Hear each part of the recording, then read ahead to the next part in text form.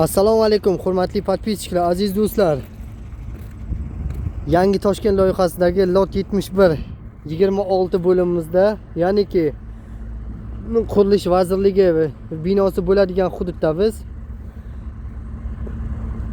hozirda nasib qilsa 500 mingdan ortiq avtomashina ketadigan yer usti va yer osti avtoturargohi parkovkasini qazdi ishlari bilan shug'ullanyapmiz.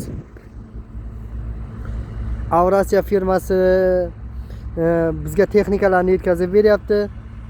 Ekskavatorlarimiz, chakmalarimiz, bari kerakli texnikalar bilan bizni Avrasiya firmasi ta'minlab turibdi.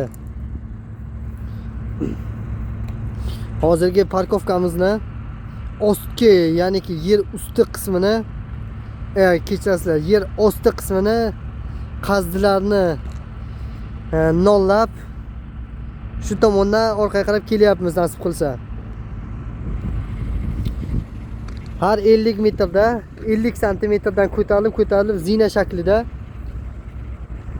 4 ta parkovkamiz bo'ladi yer osti va so'ngida 150 metrga 80 metr kenglikdagi yana bir alohida yer osti parkovkamiz bor.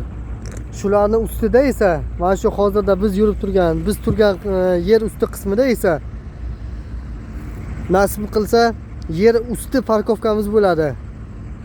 Yer usti va yer osti qismida jamiki parkovkalarimizda 500 mingdan ortiq avtomashina sig'ishi, ya'niki jamiki bu yerdagi vazirliklar binolaridagi ishchi xodimlar va u yerda vazirliklar binosiga ish bilan kelgan har bir fuqaromizning avtomobillari turishi uchun hamma sharoitlariga ega bo'lgan parkovkalarimiz qurilishi rejalashtirilyapti.